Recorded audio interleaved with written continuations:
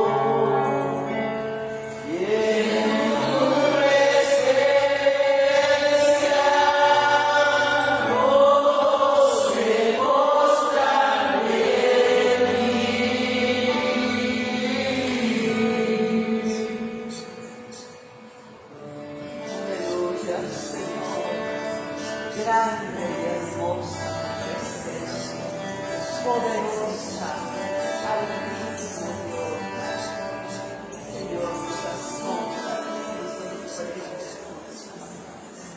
Gloria.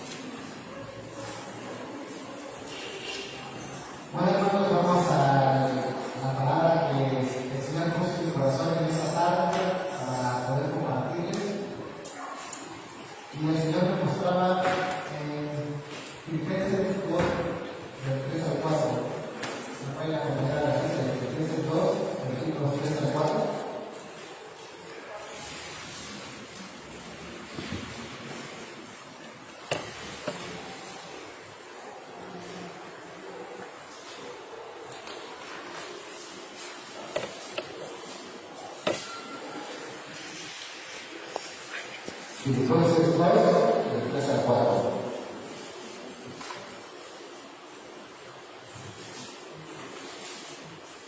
¿Ya la tienen? Amén. Entonces dice la palabra del Señor. No sean egoístas, no traten de impresionar a nadie, sean humildes, es decir, considerando a los demás como mejores que ustedes. Y Padre, en esta mañana te damos gracias, Padre bendito, por esta palabra, Señor, que tú nos has dado, Señor, que me has revelado, Padre bendito, y te doy gracias, Señor, porque me permites compartirla en este día, Señor. Gracias a ti, Padre eterno, Señor, te doy por esta gran bendición que nos tienes en cada uno de nosotros.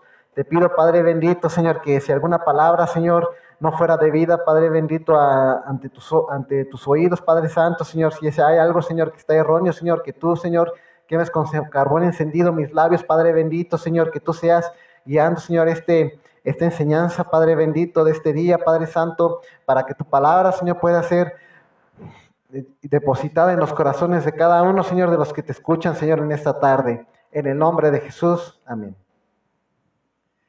Y bueno, hermanos, yo cuando leí esta cita me preguntaba me reafirmaba el Señor que por naturaleza el ser humano es egoísta, que nosotros al momento de nacer nacemos con ese egoísmo.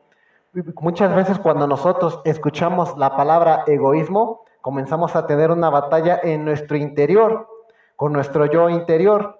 Algunos, en muchos casos, hay personas que se consideran más egoístas que otras. Y bueno, este es uno de los tantos problemas que podemos encontrar antes y después de convertirnos hacia Cristo. ¿Ok?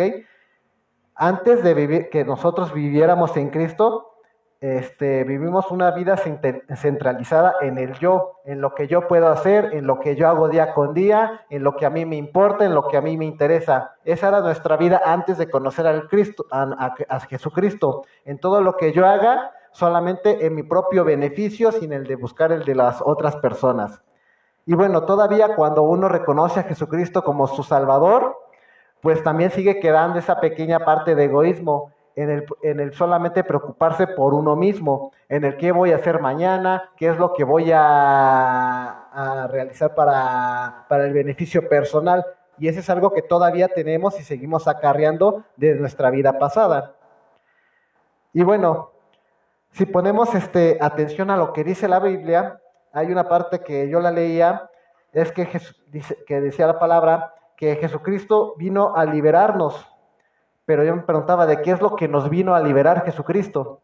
Y precisamente una de las cosas que tenemos libertad en Cristo es que Él vino a libertarnos del egoísmo, de entre un montón de cosas que Él vino a ser nuestro libertador.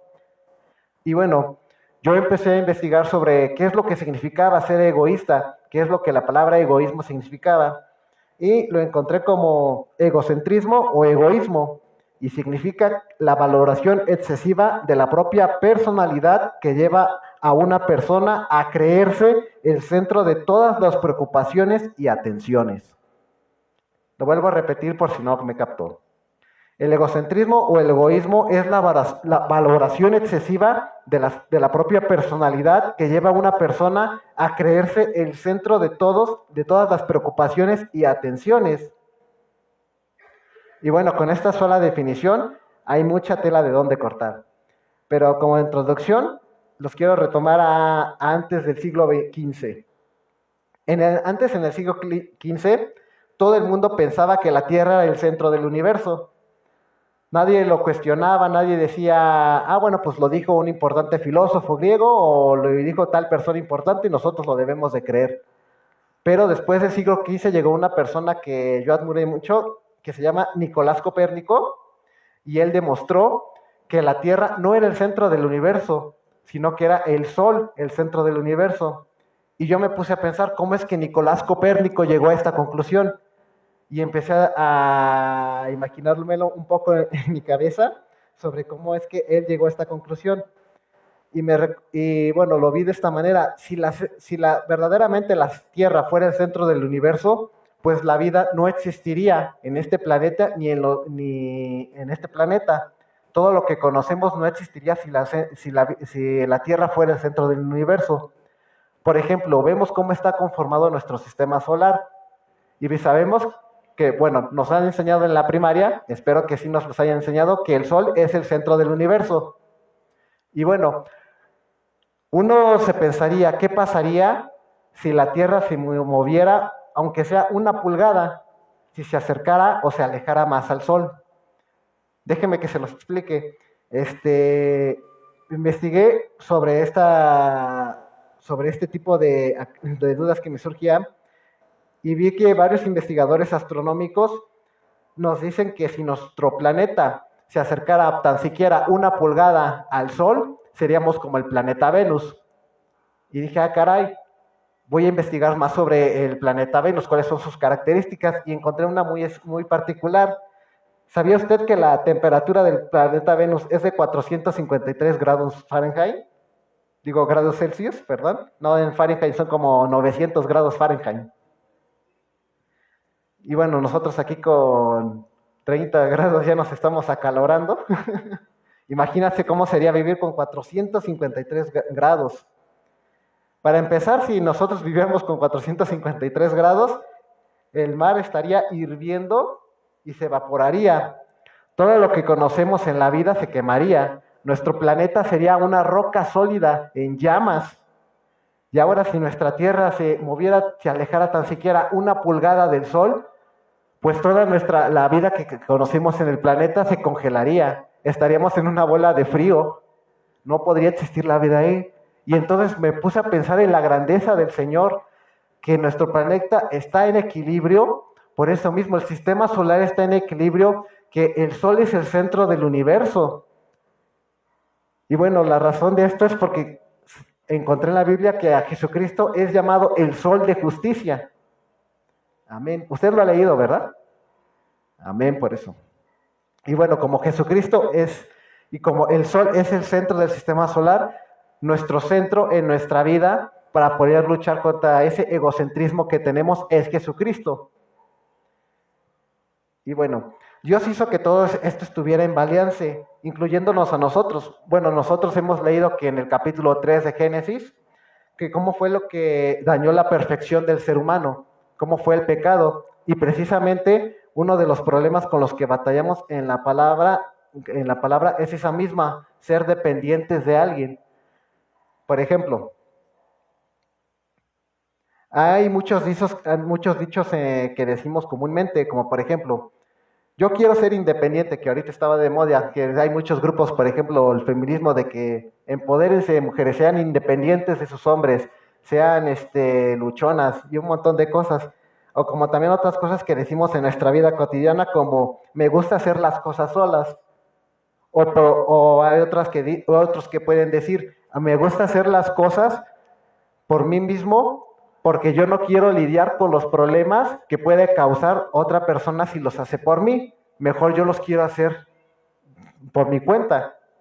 Y bueno, yo no pensaba, bueno, antes yo decía estas frases y aún y antes de empezar este estudio también las seguía diciendo, pero me di cuenta de que muchas frases que utilizamos día con día llevan esa pizca de egocentrismo en nosotros, en cada uno.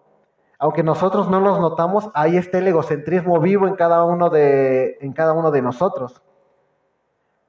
Por ejemplo, el egocentrismo, como yo lo veía en la palabra, es que es el origen de todo el pecado. Porque si nosotros pensamos precisamente en el huerto del Edén, que lo que hizo el pecado fue quitar la adoración hacia Dios y dársela hacia nosotros mismos. Eso fue el pecado que se vivió en el Edén, quitar esa adoración hacia Dios y dársela a nosotros mismos. Y bueno, para un ejemplo, ¿me podrían acompañar a 1 Corintios 13:3?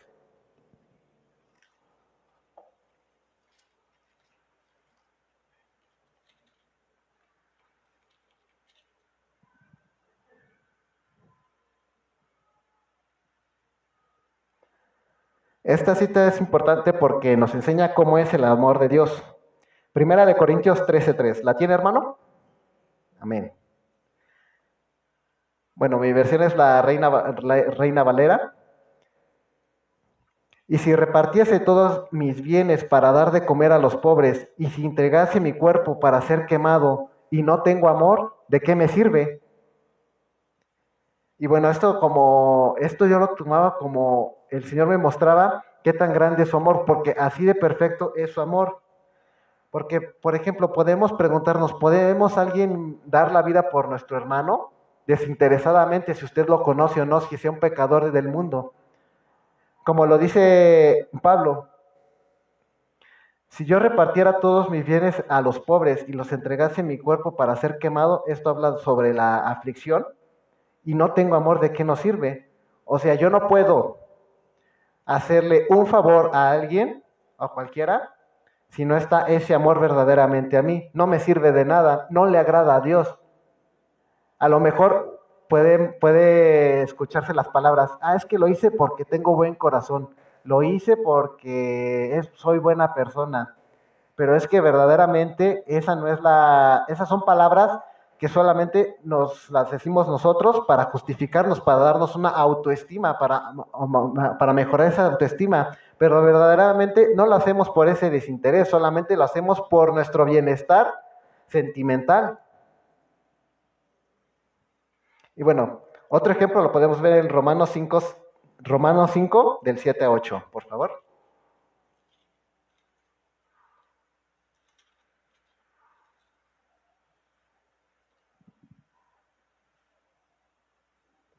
¿La tiene? Romanos 5 del 7 al 8. Ciertamente apenas morirá alguno por un justo, con todo, ¿pudiera ser que alguno osara morir por el bueno? Mas Dios muestra su amor para con nosotros en que siendo aún pecadores, Cristo murió por nosotros. Y bueno, para empezar vamos al versículo 7. Ciertamente apenas morirá alguno por un justo. Bueno, hemos visto muchas noticias, bueno, yo las he visto, no sé si ustedes, hermano, que han pasado varias noticias como héroes anónimos, personas que arriesgan su vida para salvar a otras. Y bueno, podemos ver ese tipo de personas que lo hacen de una forma desinteresada. Pero también aquí nos dice que el amor de Dios es equitativo para con todas las personas, que así como hay personas, seres sin capa, que dan su amor de manera desinteresada, así es el amor de Dios, es equitativo para con todos, sin ni siquiera conocerlo. Y bueno, tenemos que hacer dos comparaciones aquí. Hay que tener en cuenta que el amor de Dios es equitativo para todos, pero el amor que nosotros los seres humanos damos es egoísmo. Es egoísta, es un amor egoísta que nosotros profesamos. Porque, bueno, muchas veces, como les decía, nos confundimos las palabras de lo que significa ser justo o ser humilde con lo hice de buen corazón o tal vez porque es una buena persona. Esas son trampas que nosotros mismos nos ponemos porque verdaderamente no lo estamos haciendo de un buen corazón. No tenemos un corazón conforme al de Cristo y por eso nosotros nos decimos esas palabras hacia nosotros mismos. Porque si nosotros verdaderamente hiciéramos algo desinteresado por alguna persona, no tendríamos la necesidad de decirnos esas palabras.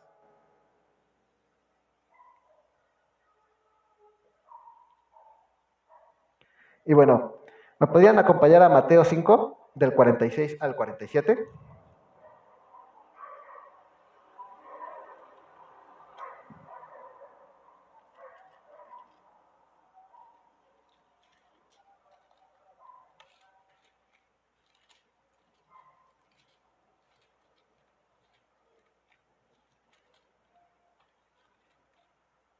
Mateo 5, del 46 al 47.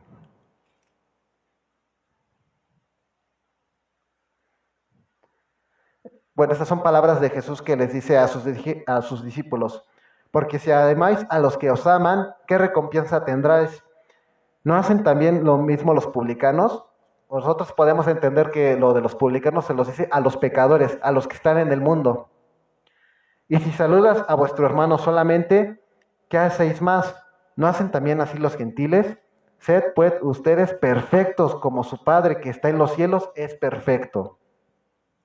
Y bueno, esta es una cosa que vemos muy común en la iglesia. Bueno, yo lo he visto en varias iglesias que muchas veces solamente saludamos a los hermanos que nos pueden dar un beneficio.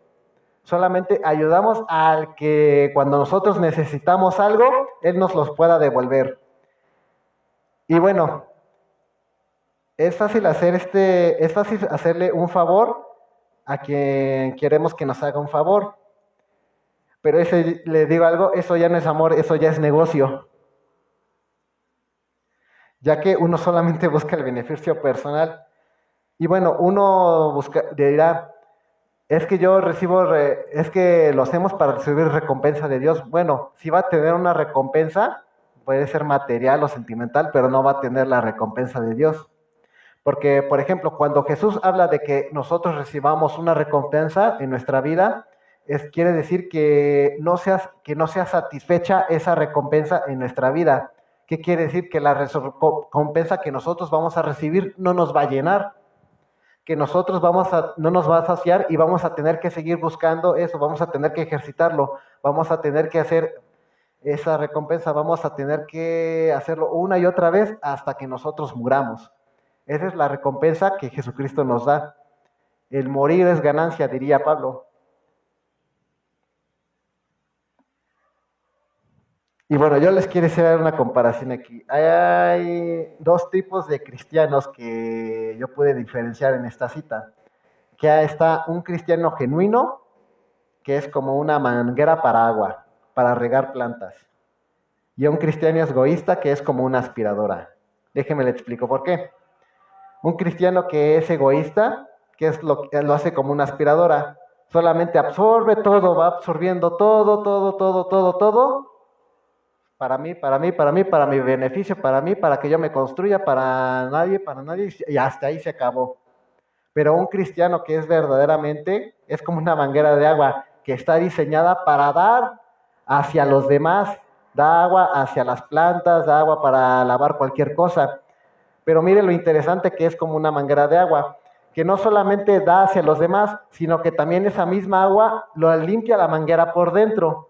Esa misma agua limpia al cristiano verdadero desde dentro de su corazón. Y bueno, con todo esto, me surgieron también varias preguntas. Y quisiera exponérselas a ustedes mismos, a ustedes. ¿Ustedes creen que podemos llegar a ser cristianos? ¿Ustedes creen que una persona puede llamarse cristiano o una persona que su vida está centrada solamente en el yo nada más? Que no sirve a Dios, no tanto en lo que no servir a Dios en la iglesia, sino solamente como un estilo de vida. Si me explico, que no hablo de que el cristiano venga solamente a servir a Dios aquí, sino que es en toda su vida, afuera también.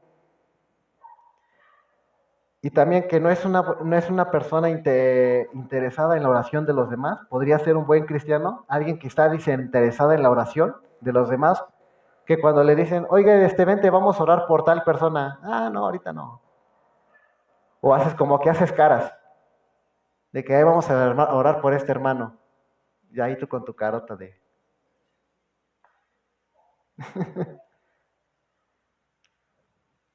Y bueno, no es también una persona que no sea que será un buen cristiano, alguien que no esté interesado en salvar almas, una persona que no le está interesada en sufrir por Cristo, alguien que no está dispuesto a padecer para alcanzar lo que está perdido, a los que están perdidos, alguien que pueda estar dispuesto a soportar tanto dolor como Jesucristo sufrió en la cruz para poder salvar. Chale, eso sí es fuerte. Esto yo lo estuve meditando bastante. Y es que, bueno, pensaba mucho en Jesucristo. Él cómo desinteresadamente dio su vida por cada uno de nosotros. Y aun cuando estaba en la cruz, Él pidió al Padre para que perdonara a todos aquellos que le estaban lastimando, que le estaban matando.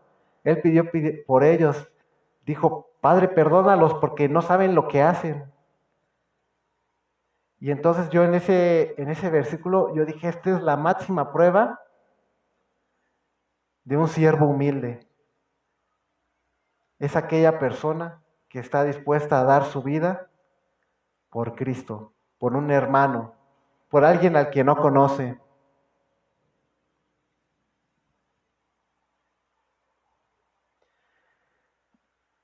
Y bueno, cuando el amor cuando el amor de Cristo llega a nosotros, es que lo primero que hace es cambiar nuestro entendimiento y luego nuestro corazón. Porque Él nos da entendimiento, pero es que Él no nos da entendimiento que se trate de nosotros. No es yo voy a ir a Cristo para que Él pueda resolver todos mis problemas, para solucionar todo lo que tenga dificultades en mi vida. Yo solamente sigo a Cristo porque sé que Él va a resolver todos los problemas familiares, de trabajo, en la escuela, todo eso. No, el vivir en Cristo no se trata de que yo voy para que Él haga en mi obra, él se acople a mis proyectos, a mis planes. No, el vivir en Cristo es, Señor, yo me presento a ti aquí como un siervo que estoy listo para obedecer tu voluntad, para que tú me utilices en la obra perfecta que tú ya me has destinado a hacer. Y eso es verdaderamente lo que hace un verdadero cristiano que no está en el egocentrismo, que no piensa en, ¿qué es el beneficio que me va a traer en ir a la iglesia?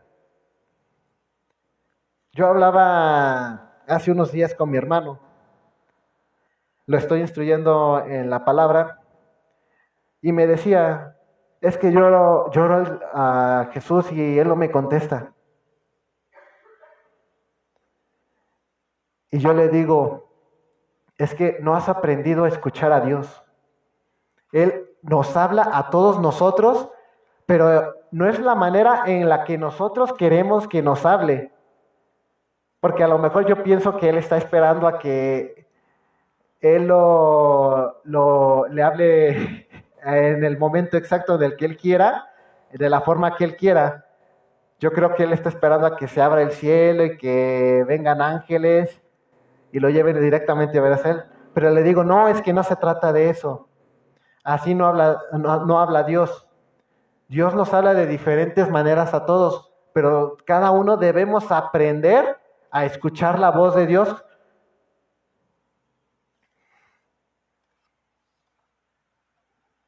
Y bueno, para poder entender cómo poder dejar ese egocentrismo, debemos entender primeramente cómo es el amor de Dios. ¿Pueden ir conmigo a 1 Corintios 13, por favor? Creo que ya habíamos estado ahí. Pero bueno, van a tener que esperarme un momentito porque se me perdió a mí.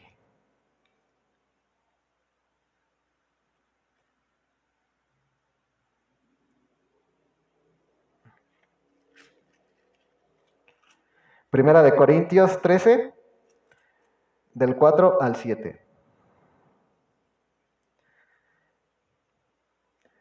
El amor es sufrido, es benigno, el amor no tiene envidia, el amor no es jactancioso, no se envanece, no hace nada indebido, no busca lo suyo, no se irrita, no guarda rencor, no se goza de la injusticia, mas se goza de la verdad, todo lo sufre, todo lo cree, todo lo espera y todo lo soporta.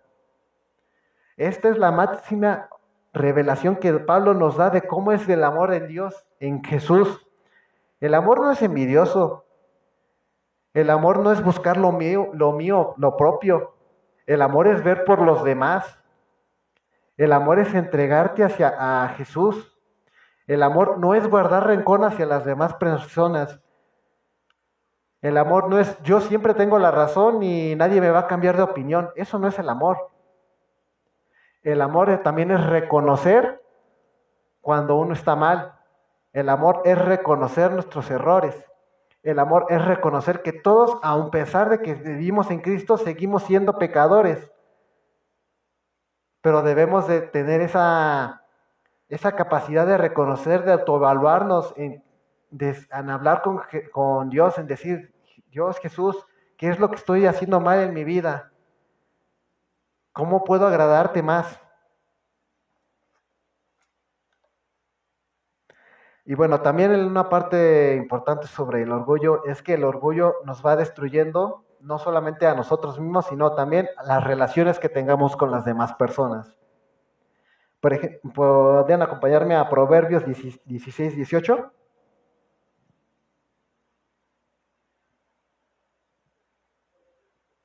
Proverbios 16, 18.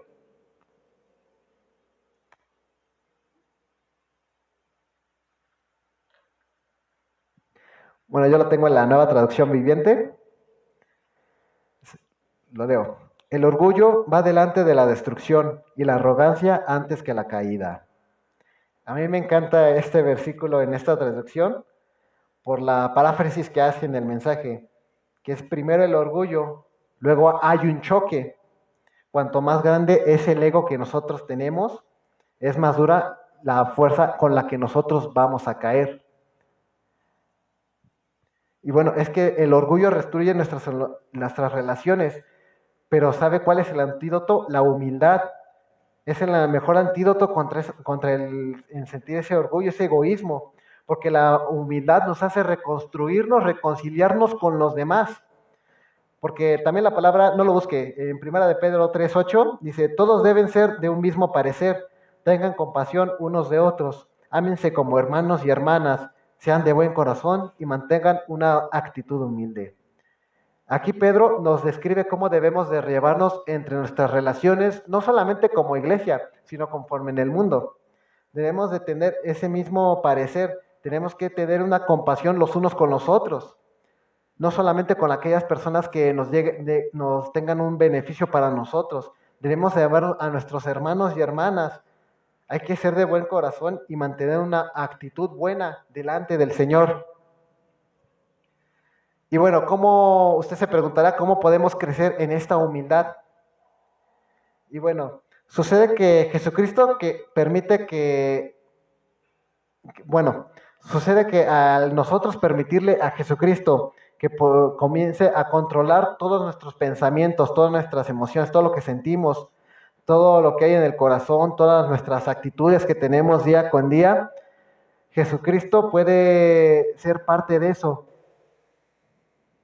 Dice la palabra en Efesios 4, 23, 24, dejen que el Espíritu les renueve los pensamientos y las actitudes.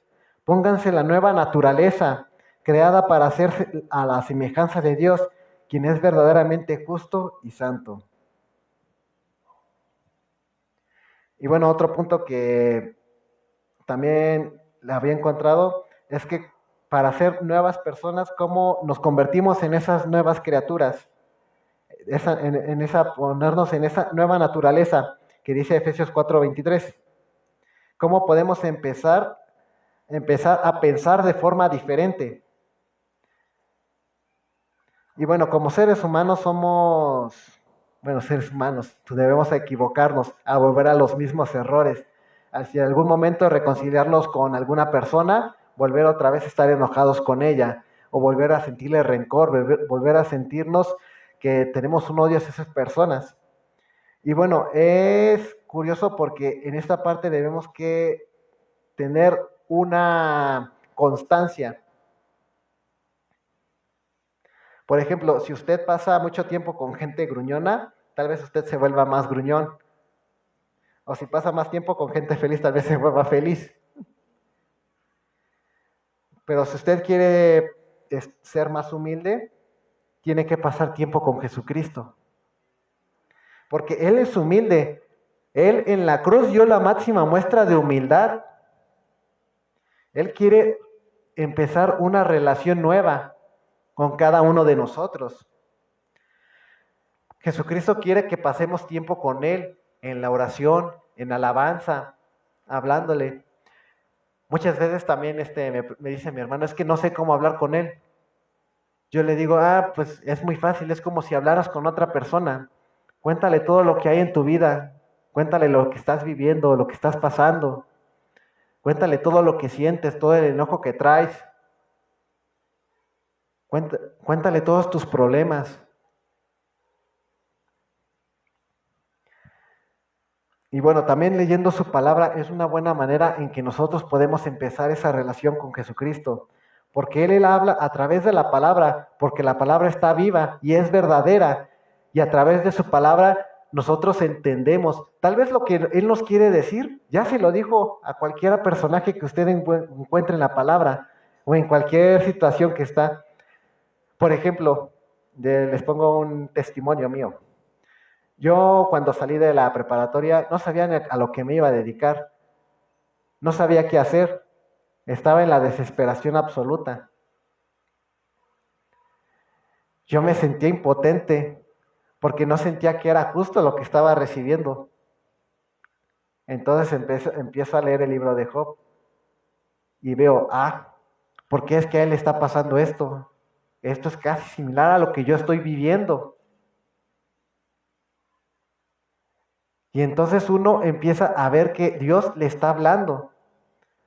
¿Por qué? Porque a través de experiencias pasadas que Él ya tuvo con sus siervos y también a través de las enseñanzas que Jesús dio, Él nos habla.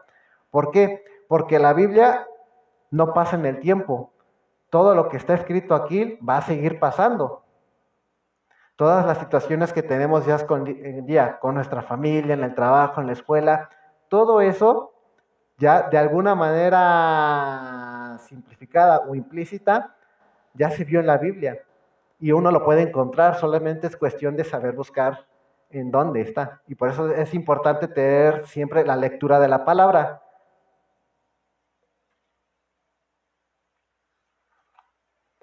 Y bueno, otra cosa que me gustaría tocar es el aprender a vivir en armonía. Porque el seguir enfocando en nuestro propio orgullo habla de nuestro juicio y nos hace tomar malas decisiones. ¿Cómo lo explico de otra manera? Ponga atención. Cuando uno solamente se centra en el yo mismo, puede llegar a tomar una mal decisión. Puede tomar decisiones que a la larga lo van a afectar o a la corta. Uno nunca sabe. Por eso es que siempre cuando uno va a tomar una decisión es sabio analizar todos los panoramas de cómo afecta no solamente en su vida, sino también a los demás. Y también primeramente preguntarle al Señor si es verdadera, cuál es la mejor decisión que uno debe de tomar. ¿Por qué? Porque el Señor ya tiene la respuesta para nosotros. Solo es cuestión de que nosotros le preguntemos, en que nosotros recibamos su guía, porque el Espíritu Santo desciende sobre cada uno de nosotros y Él nos da dirección en nuestra vida.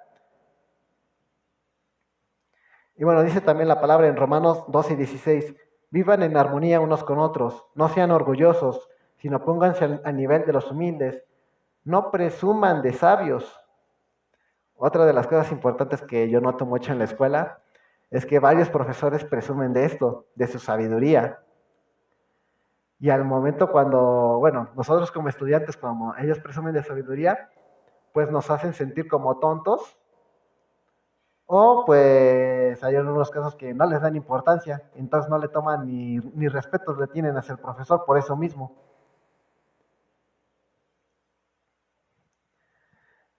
También es importante aprender a vivir en armonía con otros seres impuros, otras personas que no están congregadas, que no se han recibido en Cristo. Y tenemos que hacerlo y por lo tanto todo lo que hagamos tiene que ser todo lo que hagamos, perdón, tiene que ser agradable delante de Dios. Y bueno, otra cosa importante, en Marcos 7, del 22 al 23 dice, por tanto, si traes tú tu ofrenda al altar y ahí te acuerdas de tu hermano, que tu hermano tiene algo contra ti, deja allí tu ofrenda delante del altar y anda, reconcíliate primero con tu hermano y entonces ve y presenta tu ofrenda. Ponte de acuerdo con tu adversario pronto, entre tanto que estás con él en el camino. No sea que el adversario te entregue al juez y el juez al alguacil y seas echado a la cárcel. Este versículo yo lo tomo mucho en consideración porque soy una persona que soy servidor aquí en esta iglesia y reconozco que muchas veces he servido al Señor indignamente porque muchas veces he tenido pleitos ya sea con mi familia, con compañeros de la escuela o con otras personas, con amigos, y he traído esas cosas, esas impurezas aquí delante del Señor.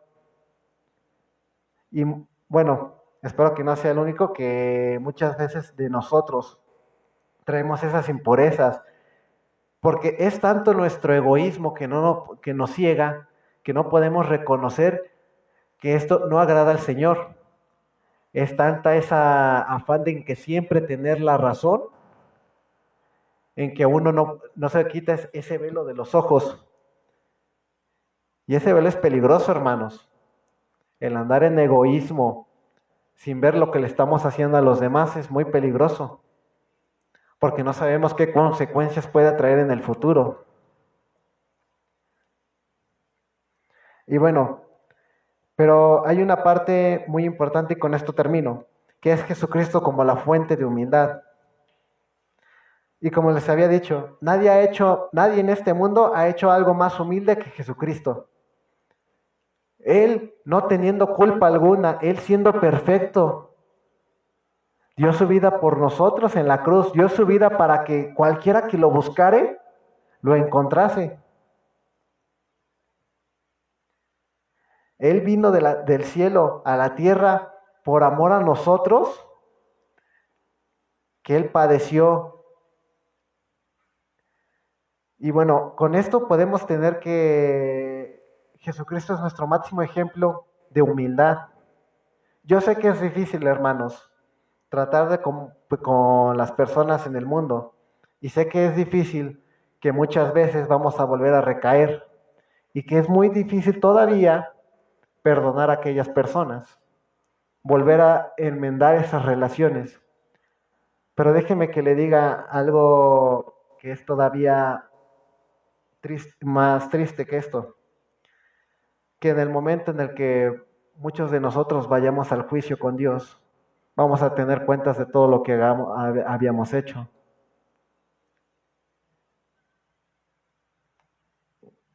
Y bueno, yo en esta parte me quedaba muy meditando, porque hay cosas en mi vida en las cuales no he tenido esa reconciliación con esas personas.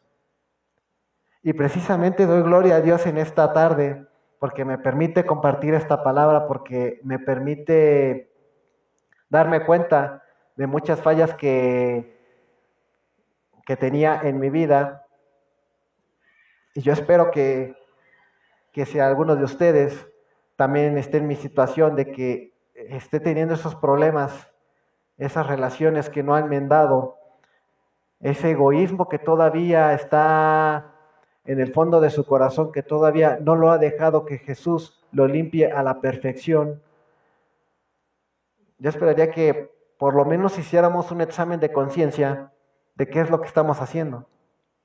Si verdaderamente el venir aquí los domingos a agradar al Señor, los estamos haciendo de buena manera, los estamos haciendo puros, estamos presentando un sacrificio verdaderamente agradable delante de Él.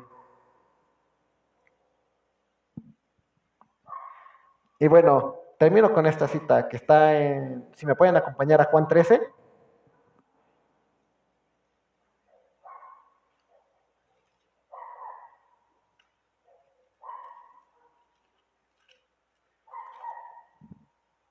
Juan 13, del 14 al 17.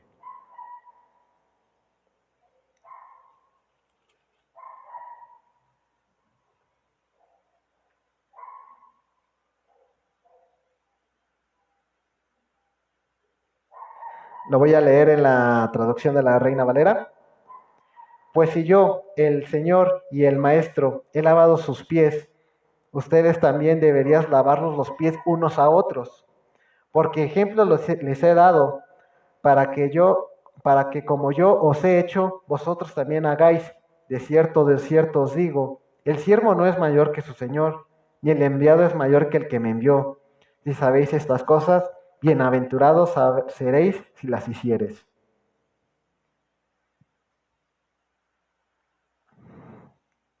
Esta parte importante, la que me parece una escena muy hermosa, bueno, yo la puedo imaginar en cómo es que Jesús lava los pies de sus discípulos, demostrando que Él es humilde, que Él vino a servir, no a ser servido. Él vino a enseñarnos una nueva forma de vivir. Él vino a que nosotros dejáramos ese pecado, ese egocentrismo que podemos tener y que vamos a seguir teniendo. Pero Él nos dice, si ustedes hacen estas cosas, bienaventurados son.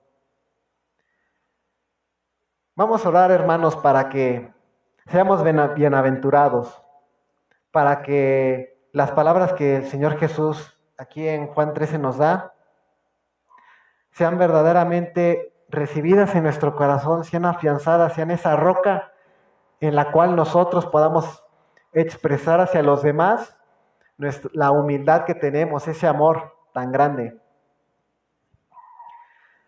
Padre eterno, en esta tarde yo te agradezco, Señor, por la vida de cada uno de mis hermanos aquí reunidos y los que están viéndonos a través de la red. Gracias te doy, Padre bendito, porque sabemos que somos seres imperfectos, sabemos que día con día fracasamos, Padre Santo, sabemos que tenemos fallas, Señor, pero aún así nos presentamos delante de ti, Señor, arrepentidos de toda maldad, Señor, de todo egoísmo, Señor, de todo deseo impuro, Señor, que trae nuestra mente, nuestro corazón. Te pedimos que tú seas limpiando, purificando nuestros corazones, lavándonos lo más profundo de nuestro corazón, Señor, que sea como ríos de agua viva, Señor, tu palabra, Señor, corriendo por cada uno de nosotros, Señor, que sea purificando todo nuestro ser, quitándonos de toda impureza, de toda maldad. Padre, que sea tu humildad, que sea esa humildad que tu Hijo nos dio en la cruz, la que se profese, Señor, por los siglos de los siglos, Señor, porque esa humildad nunca va a tener fin, Señor, porque esa máxima muestra de humildad que tú nos has dado, Señor, y siempre será nuestro ejemplo de seguir. Padre, toca nuestro corazón, Señor, que está duro, Padre Santo, Señor, danos un nuevo corazón de carne, Señor. Permítenos, Padre bendito, ser bienaventurados, Señor. Permítenos poner en práctica, Señor, esta palabra.